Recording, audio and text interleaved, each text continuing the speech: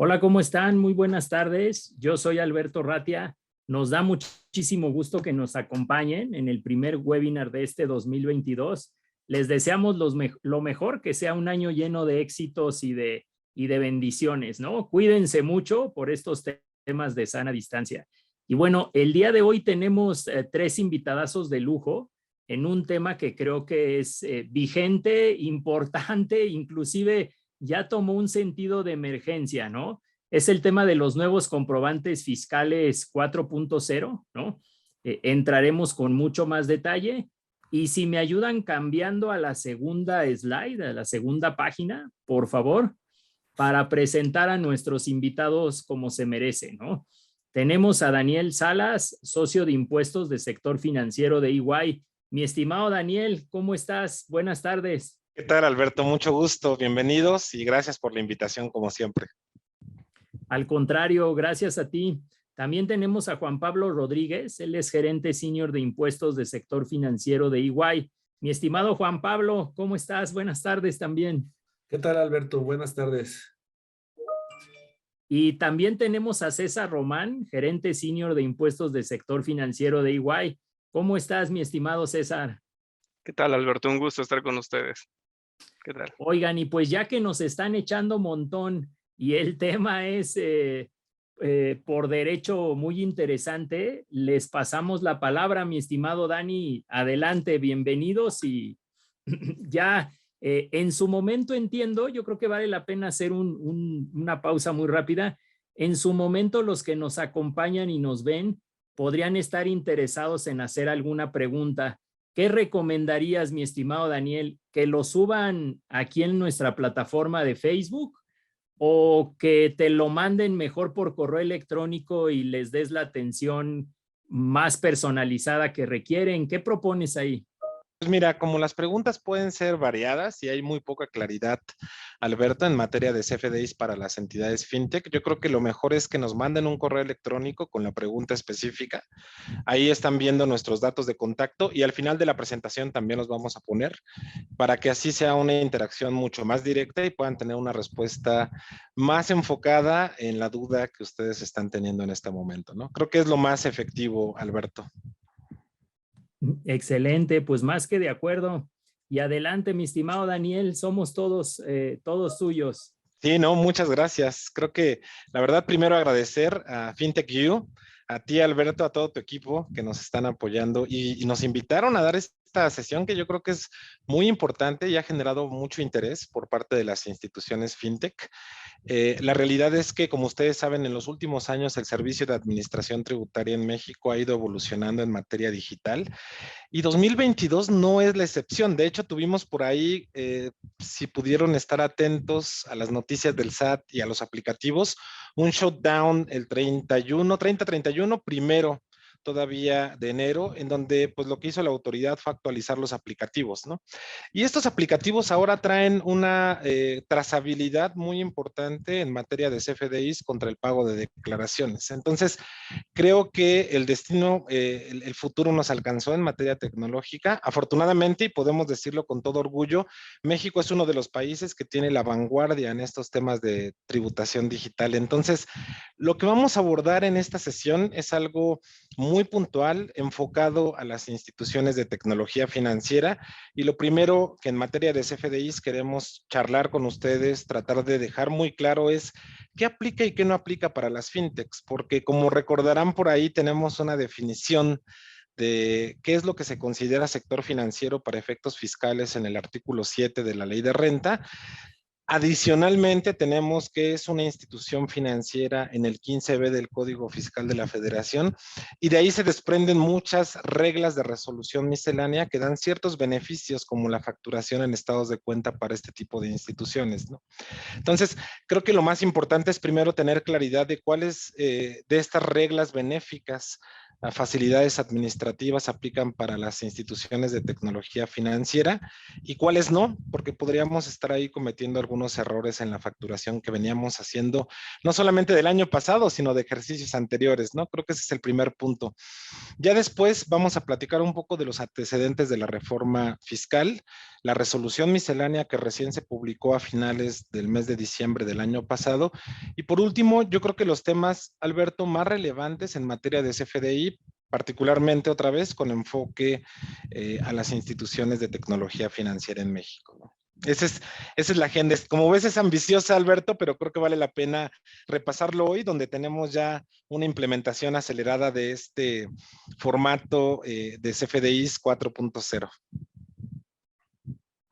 Me parece muy bien, Daniel. Como tú dices, creo que hay muchos temas por desarrollar, entonces empezamos cuando gustes. De acuerdo. Y pues bueno, vamos a comenzar, si les parece bien, entrando en materia. Creo que el primer punto, y por favor, Andrés, podemos pasar a la siguiente slide. El primer punto creo que es muy interesante y ya platicábamos hace unos momentos y por ahí Juan Pablo me va a ayudar a tratar de explicar cuáles son estas diferencias que existen entre el sistema financiero regulado, que se considera para efectos fiscales como tal, entre las SOFOMES no reguladas inclusive, que podrían tener ahí una característica muy puntual para las facilidades administrativas de CFDIs y para las fintechs, ¿no? Podemos pasar a la siguiente diapositiva, por favor, Andrés. Y este cuadro, este mapa o matriz va a ser muy ejemplificativo porque podemos ver aquí el cúmulo de reglas de comprobantes fiscales digitales que tenemos actualmente, tanto en resolución misceláneas y obviamente que cuelgan del Código Fiscal de la Federación o del ISR y sus reglamentos, pero finalmente tenemos el comparativo de lo que se debe de aplicar. Por ahí lo pueden ver en las palomitas verdes, y lo que no se debe de aplicar, que lo vemos por ahí en tache rojo, para las entidades que son reguladas, pertenecientes al sector financiero para efectos fiscales, no reguladas, que particularmente son las SOFOMES, que si bien es cierto, tienen este apellido de no reguladas, la realidad es que ya están más reguladas que otras instituciones.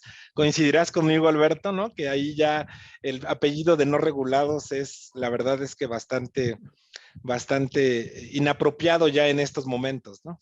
Correcto, se queda corto y creo que produce un poquito una confusión Claro. al público en general, ¿no? Hablar de SOFOMES reguladas y no reguladas, yo diría que hay unas SOFOMES reguladas y unas muchísimo muy reguladas, ¿no? Pero bueno, Correcto. vale la pena la aclaración que mencionas, sí, sí.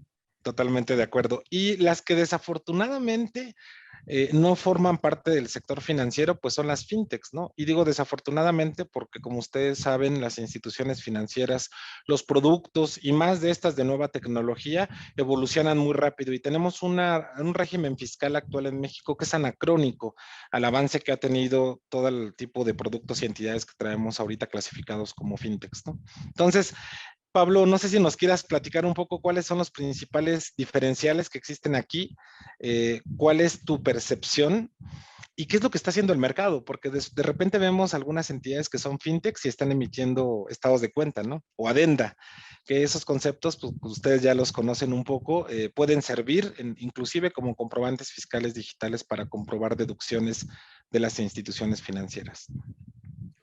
Claro, Dani, y fíjate que me quedo un poco con la reflexión que hacía Alberto de esta nueva etiqueta que habría que darle a las instituciones, ¿no? SOFOMES reguladas y otras mucho más reguladas, porque efectivamente, ¿no? Ya también tú lo comentabas, pues las disposiciones fiscales definen lo que es una empresa que pertenece al sector financiero, e incluso en esas mismas definiciones, pues hay como algunas áreas de oportunidad, ¿no?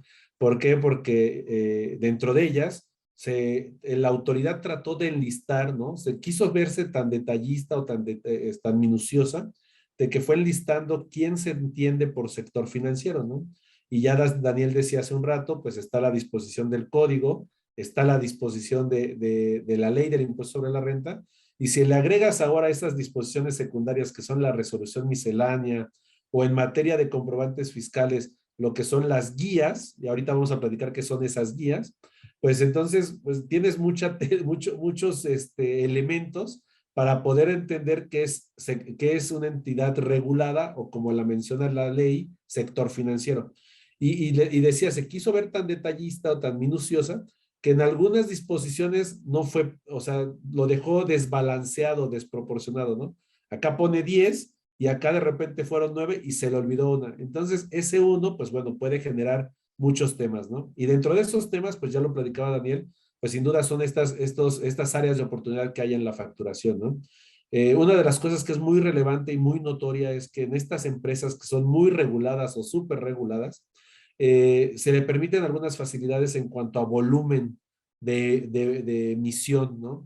Recuerden, digo aquí nada más como un primer comentario, es que recordemos que las facturas, la disposición fiscal principal te dice que es una por cada operación. En el sector financiero, por su operación de créditos o préstamos, etcétera, se manejan los estados de cuenta. Entonces el SAT, junto con el sector financiero, lo que dijeron es, oye, pues si tú ya entregas información a tus clientes de manera mensual, pues también agrégale las facturas, ¿no? Porque ya lo vienes haciendo. Pero en esa minuciosidad de decir quién sí, quién no, pues se le fueron olvidando algunos. Dijo, tú que eres banco, sí. Ah, pero tú que eres SOFOM, que no eres de las muy reguladas, ¿qué crees? A ti no. Y si ahora volteas y ves a la fintech que no está en la definición que hemos platicado, pues entonces mucho menos, ¿no? Dice, ¿sabes qué? Tú no lo puedes hacer mensual, tú te tienes que seguir bajo la norma general, porque todavía no he llegado a ese nivel de detalle en las disposiciones para incorporarte a ti y darte estos beneficios, ¿no? Y así como esto, solamente voy a mencionar un par más, digo, obviamente por temas de siempre de tiempo, pero que son muy claros para todos. Pues, por ejemplo, los temas que también se da mucho de las compraventas de divisas, por ejemplo, ¿no? Ese de las compraventas de divisas, nosotros lo teníamos muy casado a que solo las empresas de centros cambiarios o casas de cambio eran las que compraban o vendían una moneda, ¿no? Pues tú vas al aeropuerto y compras monedas y pues bueno, esa es su operación particular. Con el tiempo, pues bueno, se incorporó al sector financiero. Y otra vez, vas a la definición de sector financiero y pues bueno, ahí sí, tanto entidades reguladas y las súper reguladas, pero otra vez, no las personas morales normalitas, en donde estamos como fintech, ¿no? Como normalitas, porque todavía la disposición no me atrapa. Y así otras de ellas, por ejemplo, por último, decía que nada más dos, el tema de la adenda, ¿no?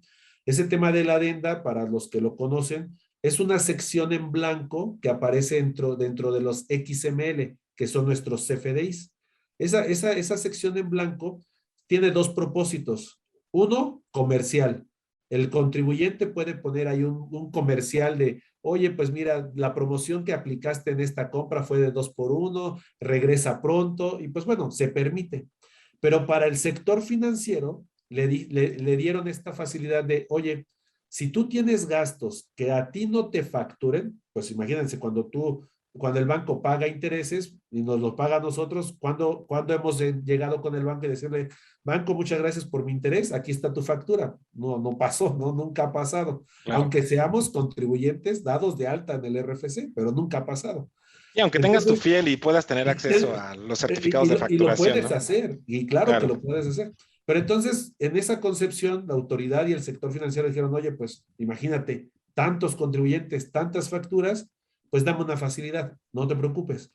En esas facturas que tú como entidad súper regulada emitas, en ese espacio en blanco, ahí pone el detalle de los pagos que tú haces para que ya no recibas factura y con eso puedas soportar tu deducción. Y aquí paréntesis, un tema que se vuelve súper relevante en las disposiciones fiscales es que si no contamos con un comprobante de algún gasto, el gasto se vuelve no deducible y entonces pagamos más impuesto. Por eso es la relevancia. Entonces ellos con esta facilidad, pues bueno, abarcaron mucho y obviamente pues tienen este tema. Y obviamente pues bueno, en ese detalle se les olvidó tanto a las SOFOMES más o menos reguladas, ¿no? Que para nosotros ahí en la slide es las no reguladas, Y pues, ¿qué decir, no? Y desafortunadamente, otras entidades, ¿no? para fintechs no. O sea, entonces yo creo que la primera conclusión es que todas las entidades financieras que están bajo esta categoría de fintechs o inclusive techfins, ¿no? Que podríamos tener por ahí una clasificación no estrictamente regulada, pero que tienen una operación financiera, pues no les aplica el beneficio del timbrado de estado de cuenta y de la adenda. Y creo que en consecuencia, Juan Pablo, y corrígeme, el siguiente punto es la emisión a las 24 horas de haber realizado la operación, porque claramente si tú emites un estado de cuenta, pues no te aplica este punto, pero para todas las demás, desafortunadamente sí tienes que hacerlo uno por uno inclusive, ¿no?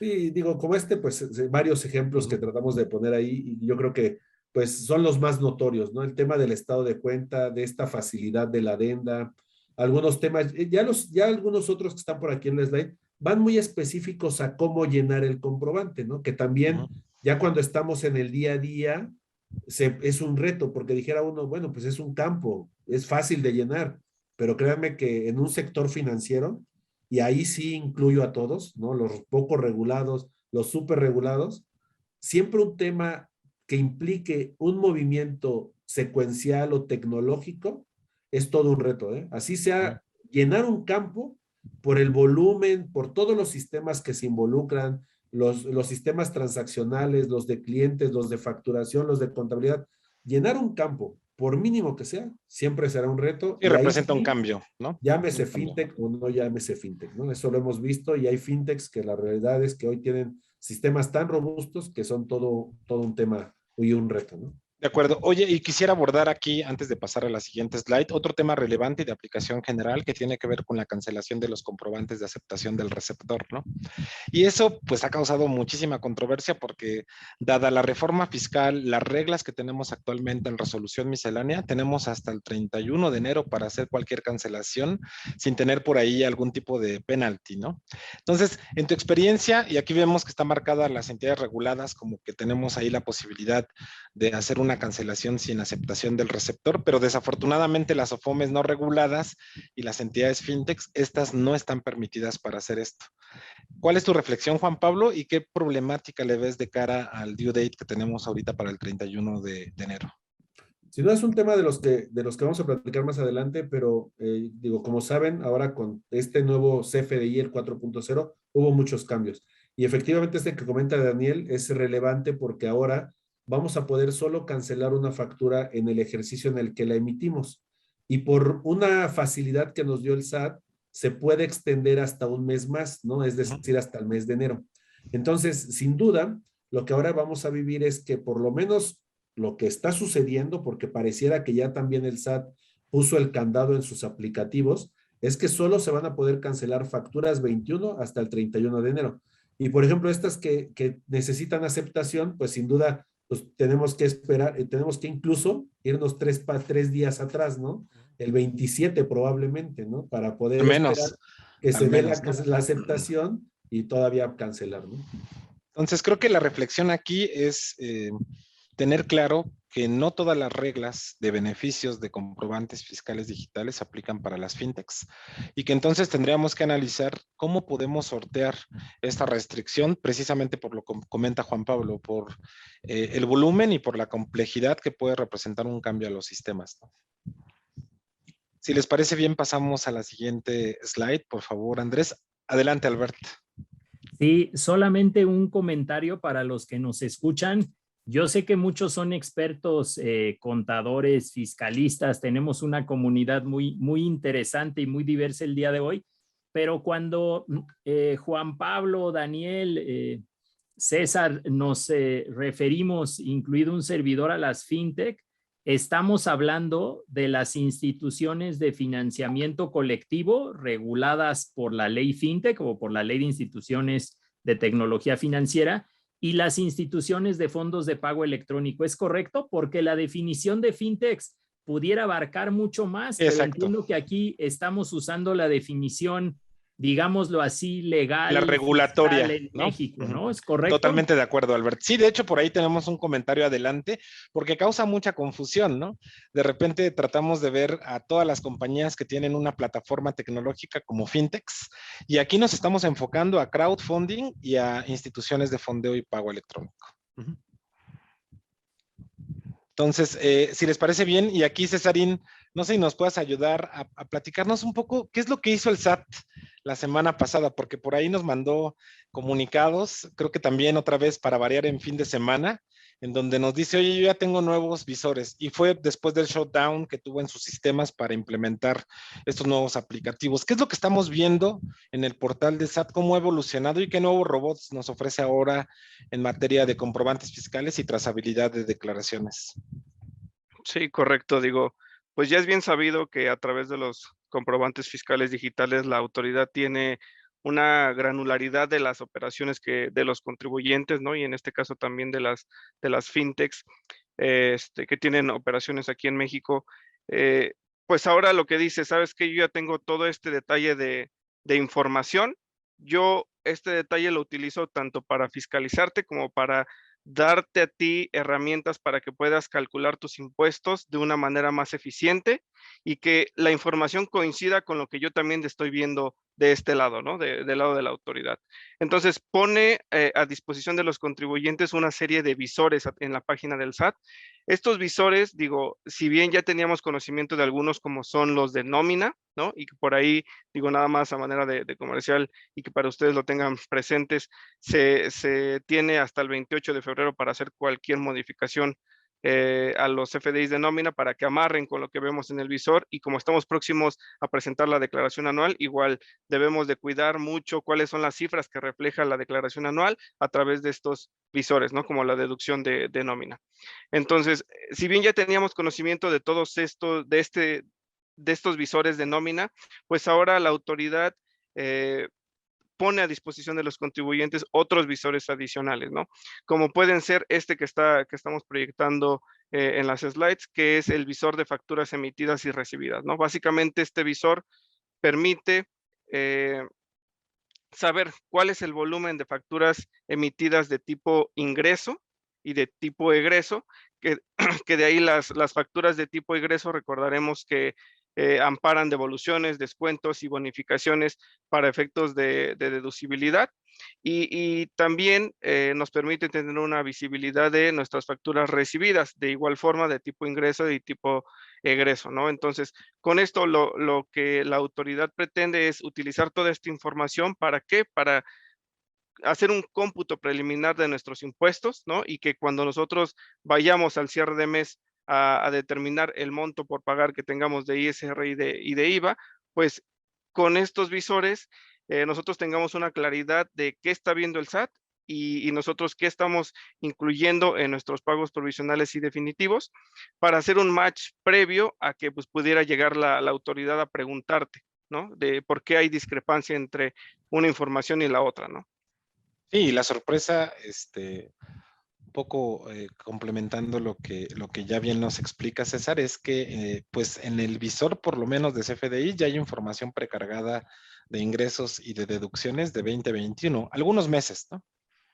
Entonces, eso Correcto. nos da como buena visibilidad para tratar de entender cuáles son los conceptos que se están cargando, si hay algún error, y para que el contribuyente pueda tener acceso a la información comparativa de lo que su aplicativo de visor versus su aplicativo de declaraciones y pagos mensuales le está arrojando, ¿no? Creo que ese es un buen punto y podemos proactivamente entrar al sistema antes de que ya nos llegue el 17 de febrero, que es cuando tenemos que presentar la primera declaración de 2022, ¿no? Correcto. De acuerdo, César. Pasamos, si les parece bien, a la siguiente slide, por favor, Andrés.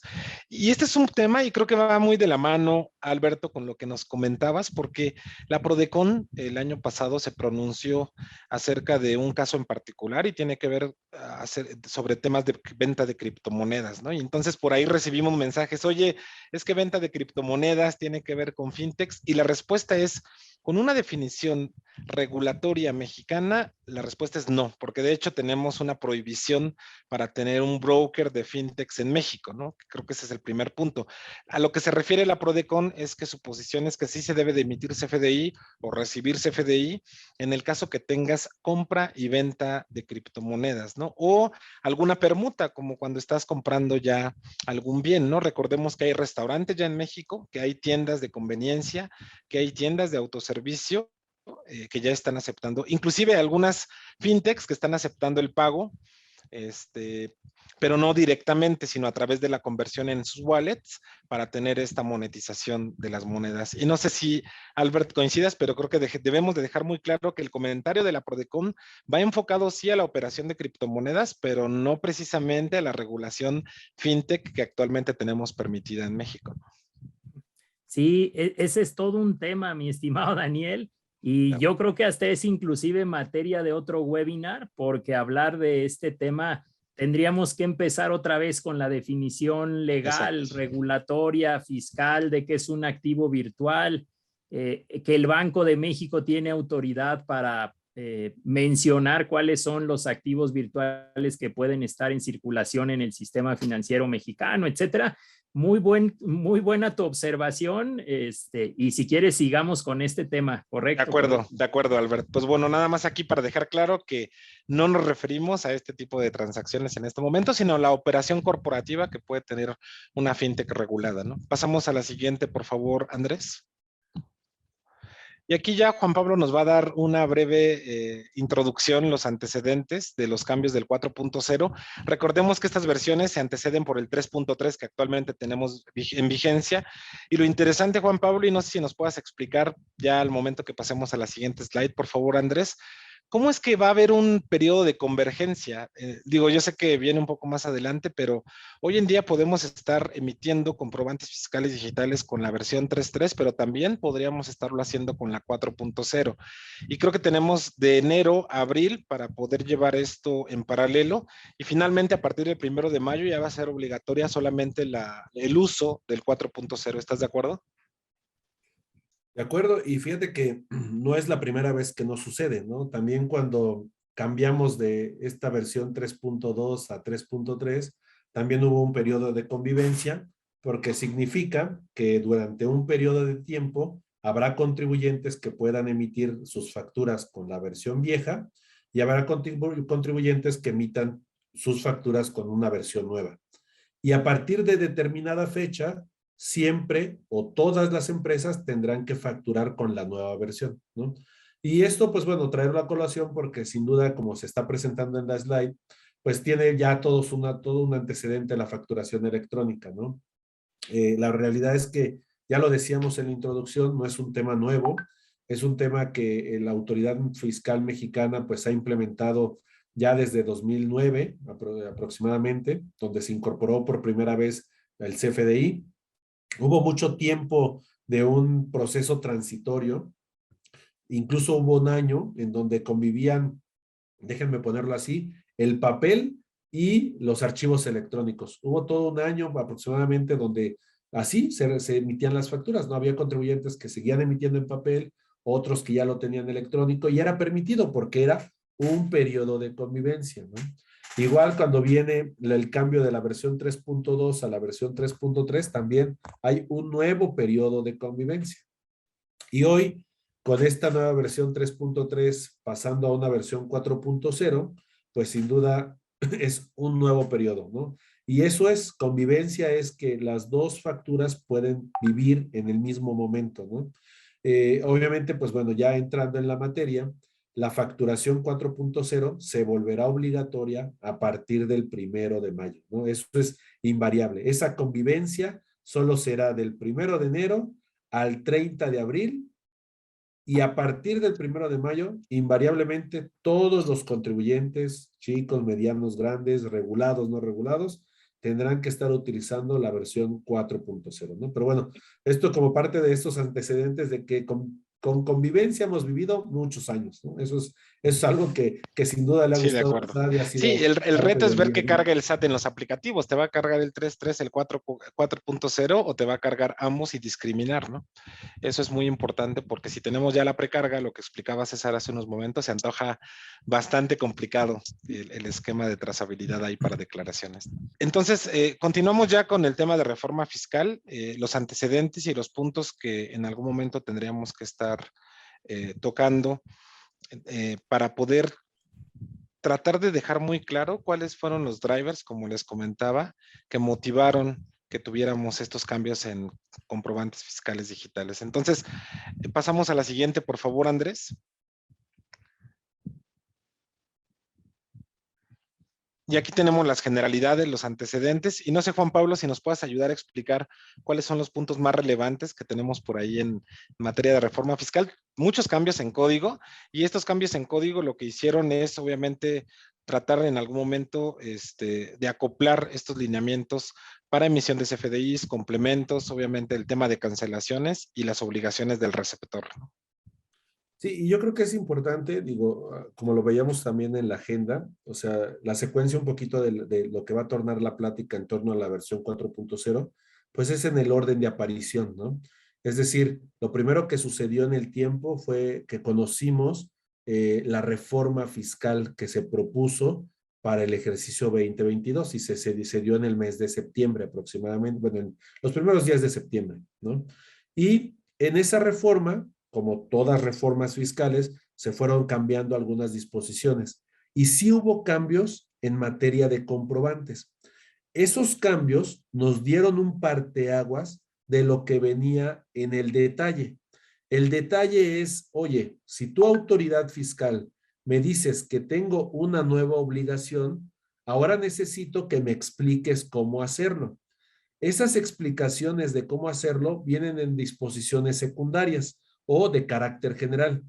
Y esas disposiciones secundarias o de carácter general se publicaron después de que se publicó la reforma. Es decir, en tiempo decía, en septiembre se dio a conocer la reforma. Ahí ya los que conocemos el tema fiscal, pues ya sabíamos que venía algo en CFDIs. Después, en el mes de diciembre, el SAT ya nos fue aclarando cómo es que debemos de interpretarlo. Y pues bueno, su culmen fue cuando se publicaron los anexos 20, o el anexo 20, perdón, y las guías de llenado. Estos anexos, este anexo 20 y las guías de llenado ya son el detalle más fino o más detallado, sí, valga la redundancia, de mayor detalle para poder saber con precisión cómo debo de aplicar la disposición fiscal inicial o principal, ¿no? En donde me quedaban muchas dudas.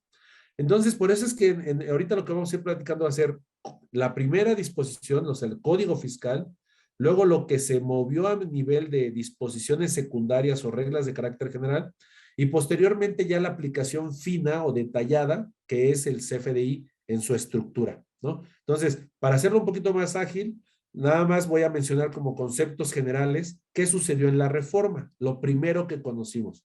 En la reforma lo que se dio a conocer es que hay nuevos supuestos para emisión de comprobantes. Por citar uno, cuando exportemos, hay que emitir un comprobante. Eso es algo nuevo.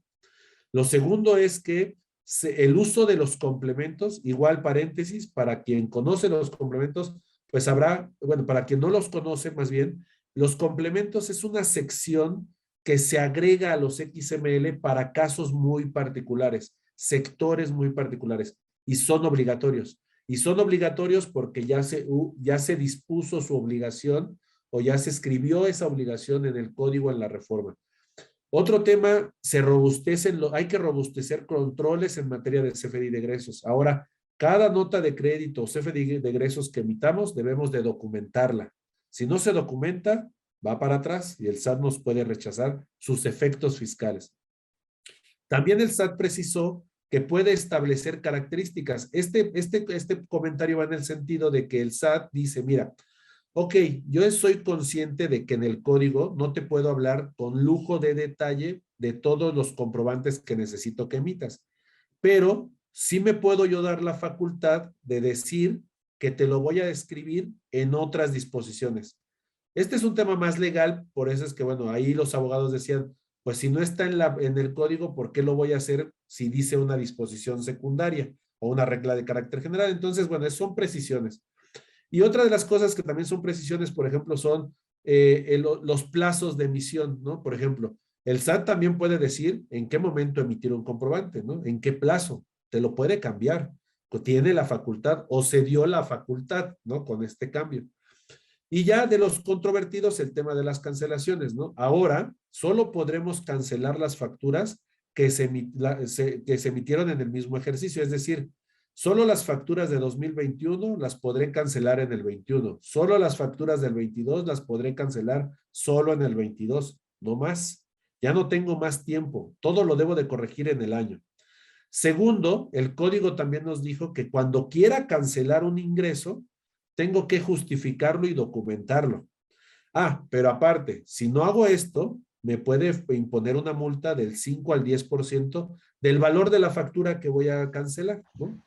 Sí, Primero. que eso ya se vuelve bastante oneroso, ¿no? Antes teníamos una multa inclusive defendíamos por ahí en algunos casos que era por la actividad recurrente de poder emitir o de emitir comprobantes fiscales digitales mal o no emitirlos, ¿no? Ahora es 5 o 10% de la facturación total de una compañía, ¿no? Imagínense cuánto puede representar esto en el potencial liability que le puedan fijar a una fintech, ¿no?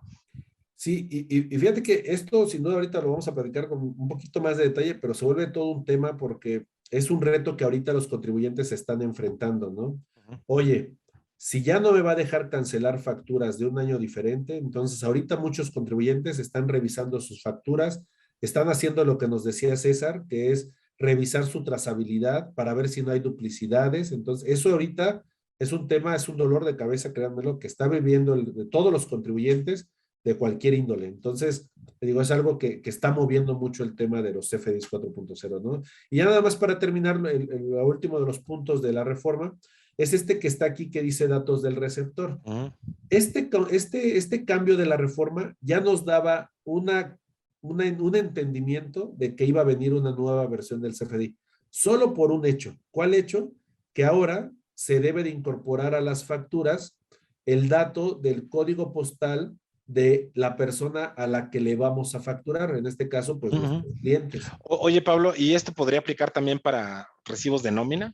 Fíjate que aquí la disposición, hasta donde lo estamos viendo, es que dice todos los comprobantes. Entonces Todos. aquí va ingresos, constancias, nómina y los que ustedes me digan, ¿no? Que son 6 tipos. Entonces Sí, porque aplica para... imagínense, o sea, la verdad es que los datos demográficos que tenemos cargados cuando hacemos el setup o el alta de cliente son relativamente en algunos casos deficientes. Ya por ahí las compañías fintech se han ido educando bastante y han tenido un poco más de cuidado en tratar de identificar cuál es el RFC, el nombre de razón social, el código fiscal, todo lo que tiene que ver en el código postal, perdón, todo lo que tiene que ver con la identificación demográfica, pero aún así las bases están desactualizadas y esto nos puede llevar también a tener ahí una multa, ¿no? Por mala emisión de comprobantes fiscales. Sin duda, sin duda. Y eso, pues bueno, se complica porque esas multas ya van de 15,000 hasta 75,000 pesos por comprobante. Entonces, Sí, ya imagínate, es ¿no? algo, ya es Es algo algo más relevante. oneroso. Pero Claro. bueno, solamente como idea general, repito, este fue el primer antecedente de la 4.0. Todos los temas relacionados con la reforma fiscal y los cambios al código, ¿no? Ahorita vamos a ir bajándole el nivel. Vamos a ir a los cambios que ahora tienen que ver con las disposiciones de carácter general, que son esas que nos aclaran algunos puntos. Oye, si es cierto que la cancelación solo va a ser la en el mismo ejercicio, pues a lo mejor nos da una facilidad. Oye, estos datos del receptor, además de los que me pide el código, ¿hay algo más? ¿Los plazos se cambian? Todas estas preguntas que nos hacemos a este nivel, ahorita vamos a ir viendo cómo se van resolviendo, ¿no? Entonces, si gustan, pasemos a la siguiente slide, por favor. Y pues bueno, esto, como lo decíamos, se resuelve con estas reglas de carácter general, que son las que el SAT utiliza. Primero las emite de manera anual, año con año las emite, pero tienen también ese doble sentido, es decir, que tenemos que esperar a que el próximo año se vuelvan a escribir para que pueda darme esa claridad que necesito, porque si no se escriben me meto en un problema, ¿no? Entonces, ya esos temas prácticos los vamos a ir abordando. Si pasamos a la siguiente, por favor. Digo, nada más para resaltar los puntos más relevantes, hablábamos de del periodo de convivencia. Aquí se escribe el periodo, ya dijimos que es del 1 al 30 de abril, del 1 de enero al 30 de abril, vivirán ambas versiones, la 3.3 y la 4.0. También hablábamos un poquito del tema de cancelación de comprobantes, perdón, de los requisitos de los comprobantes, es el bullet 3. Ahorita llego al segundo, me voy a brincar a propósito del segundo. El bullet 3, ¿se acuerdan que dijimos en el código que hubo cambios a los datos demográficos?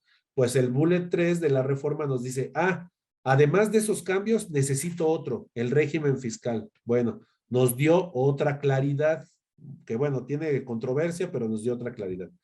Oye, ¿te acuerdas que en el código dijimos que yo podía mover el plazo para emisión de los comprobantes? ¿Qué crees? Los complementos de pago ya no se emiten hasta el día 10. Ahora, el día 5. Recorto el plazo. Tengo la facultad. Yo me la di en el código, ¿no? Oye, el tema de la cancelación de los FDIs, ¿te acuerdas que te dije que solo en el año? Ah, bueno, pues como soy buena persona o buen gobierno, ahora te doy una facilidad. No te doy chance de que tomes el mes de enero para cancelar los del ejercicio inmediato siguiente. Es decir, 2021 tengo para cancelar lo que esté mal hasta el 21 de enero hasta el 31 de enero, perdón, de 2022, ¿no? Y así o progresivamente, pero ya era lo que les decía. Tengo que estar a expensas año con año de que esto mismo se escriba para que pueda aplicarlo, porque si esto no se escribe así, pues tengo problemas, ¿no? Y el que comentaba Dani, hay un plazo para corregir los CFDIs de nómina, que es el 28 de febrero. Sin embargo, aquí están chocando dos disposiciones. La facilidad anterior que es, puedes cancelar siempre y cuando sea hasta el 31 de enero. Y eso aplica para todos. Entonces la nómina también está metida ahí. Significa que la nómina, aunque me haya dicho en otra facilidad que es hasta el 28 de febrero, entonces tengo un doble candado porque necesito cancelar solamente en enero. Si yo cancelo en febrero, por cómo se redactaron ambas disposiciones, me voy a meter en un problema. Sí, totalmente de Entonces, acuerdo. Ahí yo creo que tenemos un tema técnico bastante, y yo creo que práctico también, porque los aplicativos del SAT creo que ya inclusive no te permiten hacer cancelaciones, por ejemplo, de facturas 2020, ¿no? Imagínense el caso que tú digas, oye, voy a corregir toda la nómina porque la facturé mal en 2021 y la quieras hacer en febrero y no puedas, o sí puedas y tengas que solicitar la autorización de trabajador por trabajador de que aceptan la cancelación que tú les estás mandando, ¿no? Esto es una locura. En la práctica, la verdad es que vamos a tener bastantes complicaciones ahí, ¿no? Entonces, la recomendación es corrijan todos los CFDIs de nómina antes del 31 de enero. de acuerdo. Y eso, la verdad, otro dolor de cabeza para los primeros meses del año. Bueno, Y creíamos que ibas a darnos noticias buenas, Pablo, pero creo que puras complicaciones, ¿no? O sí, sea, no, pero la verdad es que se vuelve interesante y no sé, César, tú cómo opines, pero ahorita tú mencionabas el tema de los nuevos aplicativos, ¿no? O sea, esto se vuelve relevante y digo, no sé tú qué opinas, pero creo que es por un propósito que tiene el SAT, ¿no? Y por eso dio los nuevos aplicativos, ¿no? Es decir, ¿qué vinculación tiene todos los CFDIs con esos aplicativos y estos periodos? Pero no sé los tú cómo lo periodos. puedas ver, ¿no? Ujú. Sí, correcto, ¿no? Y digo, o sea, va de la mano porque, pues, si bien ya teníamos cierta información de 2021 en los visores, ahora es obligatorio, ¿no? Atender a estos visores para el cómputo de los impuestos de 2022, ¿no? Entonces tenemos que dejar perfectamente limpia la casa, ¿no? Antes de empezar nuevamente a determinar nuestros impuestos y con base con estos CFDIs, ¿no? Sí, entonces, pues este periodo tan cortito, con las consecuencias que tiene, pues tendremos que estar trabajando ahorita a marchas forzadas. Igual ahí, y de verdad me lo voy a quedar muy grabado, las reguladas y las superreguladas y las que no están reguladas, Y las que no todas están tienen el reguladas, mismo que sí están conflicto. reguladas al final, ¿no? Eso, Exactamente, exactamente. entonces, Todas sí, tienen el mismo totalmente de conflicto. acuerdo. Ok, ¿No? pasamos, si les parece bien, a la siguiente slide. Y aquí ya vamos a platicar. La siguiente, por favor, Andrés. Gracias.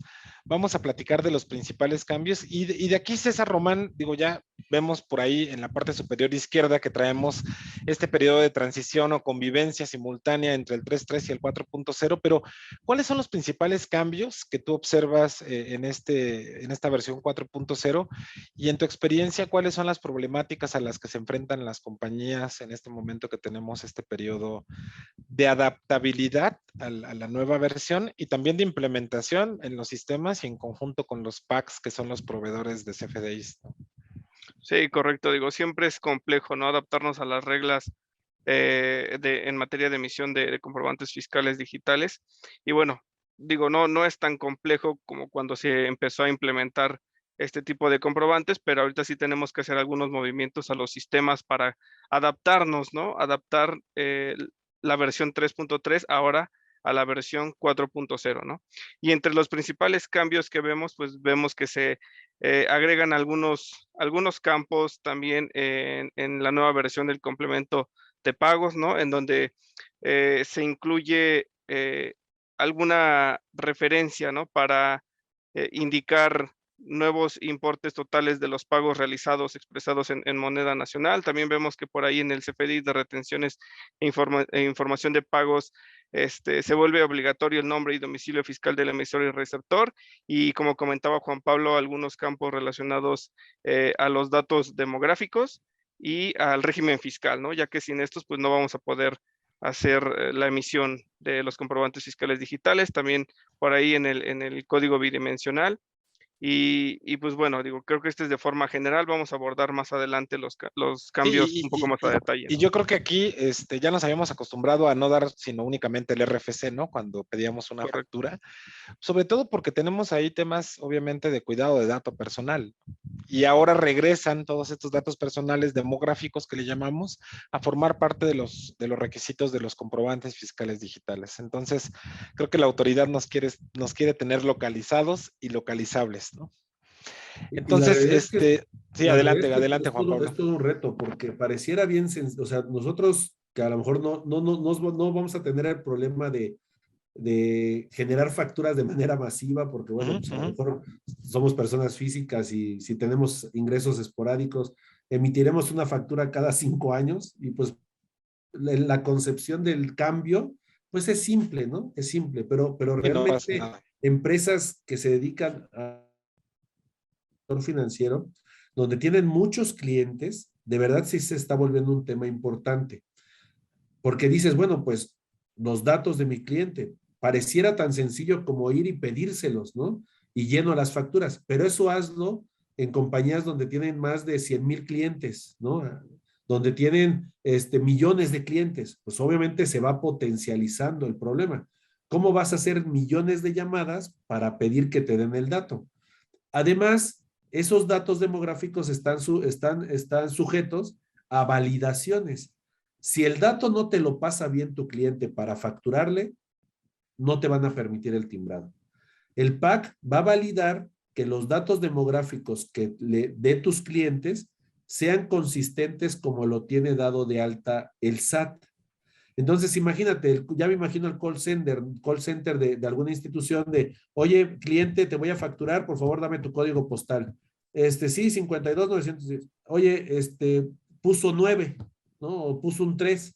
No, bueno, pues eso va para atrás y así una y n veces, ¿no? Entonces, o los apellidos, ¿no? ¿Con qué S? ¿Es con S o con Z? Todo eso pudiera ser que pareciera burdo, pero es algo que a lo que sí se están enfrentando las instituciones y muchos contribuyentes de gran volumen, porque es un cambio que pues representa muchos procesos atrás. Y entonces, en esta ventana tan corta de tiempo, con volúmenes tan altos, va a ser todo algo sí, es complicado, ¿no? Creo que poner como ejemplo que vemos en primer lugar, en donde decimos que para CFDI de ingresos, la versión 4.0 te obliga, como ya lo teníamos, a utilizar el tipo de cambio fix, pero recordarán por ahí que a finales del año pasado, precisamente para las instituciones fintech reguladas, salió una reglita para contabilizar todo considerando el tipo de cambio de cierre de ejercicio, ¿no?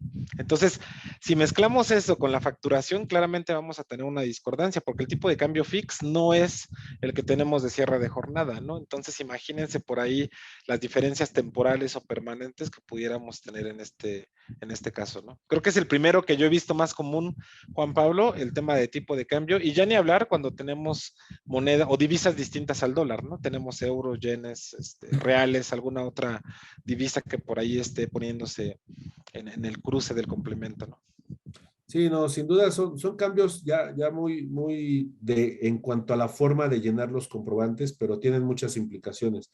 ¿Por qué? ¿Por qué tienen implicaciones? Por ejemplo, este tema del tipo de cambio, no sabemos a dónde lo pueda llevar el SAT. Probablemente lo que está viendo el SAT es que con tipo de cambio homogéneo para todos los contribuyentes, se le va a facilitar llenar los visores que César nos ha platicado, ¿no?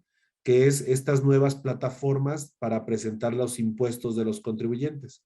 Y como estas plataformas tienen como columna vertebral el comprobante, el SAT se dio cuenta que los contribuyentes lo llenaban como querían. Entonces dijo, no, ¿saben qué? Para que sea fácil para todos, ahora les doy una regla fija. Ese cambio es todo un reto. Pareciera sencillo, pero es reto porque no va a seguir sin coincidir en algunos casos con la contabilidad y tampoco va a coincidir en algunos casos con las disposiciones fiscales, porque ahí tenemos otra regla particular para el pago de impuestos en monedas distintas al peso, ¿no? Entonces son Exacto. cosas que suman, ¿no? A todas estas disyuntivas entre los mismos ámbitos fiscales, ¿no? Oye, Juan Pablo, y nada más, ¿cuántos campos tenemos o teníamos en la versión 3.3 y cuántos se agregan o se eliminan? Nada más para darnos una Pues idea, yo creo que tanto de la de versión de ingresos como la de pagos sí, 2.0. fíjense que yo te diría que sí sufrieron muchos cambios. En el tema de los ingresos o del CFDI de ingresos, se actualizaron 14. Esta actualización se refiere a que, pues a lo mejor cambió el uso, pasó de opcional a requerido, o que se cambió una validación, algo muy particular, pero sí hubo un cambio. Se agregaron 15 y estos 15 tienen que ver más con estos temas de público en general, facturación a cuenta de terceros, exportación de bienes, ¿no? Son conceptos que se agregan a los comprobantes y pues obviamente generan un mayor volumen. Yo les diría que más o menos una factura de tener alrededor de unos 90 campos, ¿no? Aproximadamente. Y pues la verdad es que se vuelve sumamente Mucha complejo. información que puede explotar el brazo fiscalizador de las autoridades, ¿no? Y prueba de ello, el complemento de pagos, ¿no? Sí, claro. Cesarí ya nos daba un background muy general del complemento de pagos, nos mencionaba que, oye, los impuestos, ahí el complemento de pagos, recordemos que hasta el 31 de diciembre, vamos a ponerlo así, nosotros solo nos preocupábamos por recibir, bueno, por la fecha de pago, ¿no? Y por el importe pagado. Era lo único con lo que nos preocupábamos, ¿no? Bueno, y a lo mejor la factura a la que lo debemos de relacionar, pero era lo único.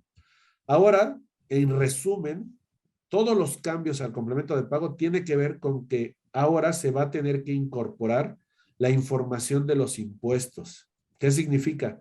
El SAT quiere que detallemos en los comprobantes de cada pago que recibimos cuánto es impuesto y cuánto es base.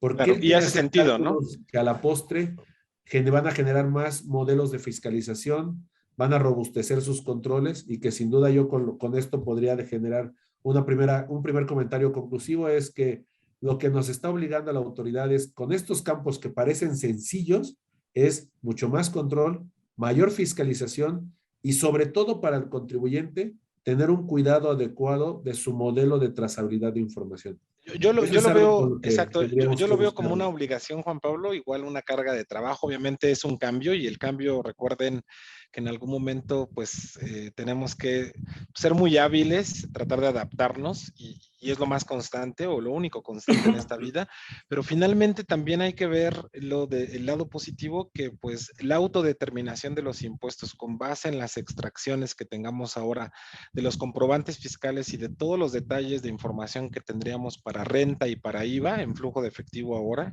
pues nos van a servir para facilitar el cálculo y estar seguros de que lo que le estoy presentando al SAT es lo mismo que tiene en sus sistemas y que no voy a tener o vivir preocupado porque me va a llegar una auditoría y no sé qué es lo que me va a revisar, ¿no? Creo que esta trazabilidad es muy importante, tomando en cuenta también no dejando pasar que tenemos algunos conceptos donde no se factura, simplemente, o se factura distinto, ¿no? Entonces creo que esa combinación, y ya para cerrar con este último comentario, no sé César si quieras agregar algo, pero creo que lo más importante es tratar de ser muy eficientes en la implementación, como dice Juan Pablo, cuidadosos en la lectura de las reglas y principalmente para las instituciones fintech reguladas, pues tomar en cuenta que en algún momento y como lo han hecho algunas asociaciones, trataremos de acercarnos con las autoridades y buscar que estos beneficios para el sector financiero regulado, que se considera como tal para efectos fiscales, puedan aplicar también para las fintechs, pero por el momento no. Entonces tendríamos que ser bastante conservadores para seguir al pie de la letra la regla Y si estás de acuerdo, Alberto, pues no buscar ahí que nos llamar la atención, que nos impongan alguna multa o que haya inclusive una responsabilidad solidaria para los socios accionistas, ¿no? Esa es básicamente la reflexión que tenemos de todos estos cambios que son bastante relevantes. Sí, sí, sí. Me gustaría solamente redondear la reflexión que has hecho, Daniel, preguntando, ahorita varias de las fintechs están en proceso de autorización ante los organismos supervisores mexicanos, la Comisión Nacional Bancaria de Valores, el Banco de México, la Secretaría de Hacienda. Y todos confiamos y estamos en espera en que recibirán su autorización y se publicará en el Diario Oficial de la Federación. Antes de recibir esa autorización, tienen que aplicar estos principios de comprobación fiscal diferente que cuando la reciban. Mira, ¿Cuál sería tu opinión general? Porque tal vez si somos muy puntuales, mientras no reciban la autorización, pues creo que no entran como fintechs reguladas. Esa tal vez sería una pregunta general y no sé si la quieras responder inclusive en este webinar, porque a lo mejor es materia de otra sesión, ¿no? No, es un punto importante. Teóricamente, y el sentido común, Alberto, te diría que cuando eres regulado ya tienes los beneficios de las reglas de CFDIs, por ejemplo. Sin embargo, desafortunadamente, como platicábamos en el cuadrito comparativo de hace un rato, las fintechs no están consideradas como sector financiero para efectos fiscales, ¿no? Entonces, por lo tanto, también todo el cúmulo de reglas donde vienen beneficios no les aplican. En resumen, tenemos que las fintechs que están operando sin la autorización antes y después ya con la autorización están en el mismo sentido y tendrían que seguir las mismas reglas de facturación que han venido adoptando, obviamente considerando estos cambios de 4.0, ¿no? Ok. Excelente, Daniel. ¿Dónde podemos localizarlos para profundizar un poco más en estos temas? Ya por ahí en el Facebook Live compartimos sus correos electrónicos, pero no sé si puedan poner por ahí el slide en donde vienen por supuesto, los datos de contacto, Alberto, por favor. Seguro, aquí están nuestros correos electrónicos y pues estamos a sus órdenes. Yo creo que es un tema, como tú has visto, Alberto, que tratamos de explicar en conjunto con Juan Pablo y César, que tiene muchas aristas, muchas complicaciones y todo a un tiempo récord para la implementación, ¿no? Sí, correcto, porque no solamente es el reto tecnológico, también el reto monetario o económico que representa modificar sistemas, crear a lo mejor alguna nueva rutina, ¿no? Alguna aplicación diferente para cumplir con estas nuevas reglas. Totalmente de acuerdo, Alberto. Y pues no nos queda más que agradecerles a ti, obviamente a la institución, a FinTechU, por la invitación y a todos tus colaboradores que están detrás de cámaras, Alberto, apoyándonos en esta transmisión en vivo. Al contrario, el gusto ha sido nuestro y yo les diría que a todos los que nos acompañaron el día de hoy, muchísimas gracias por su presencia y que seguiremos en contacto porque seguiremos publicando entre EY y FinTechU material de relevancia en temas generales FinTech y sobre todo con mucha especialización en temas fiscales. Muchas gracias, Alberto. Saludos a todos y estamos en contacto. Gracias, Alberto. Cuídense mucho. Muchas gracias a todos. Seguimos en contacto. Hasta luego. Muchas gracias.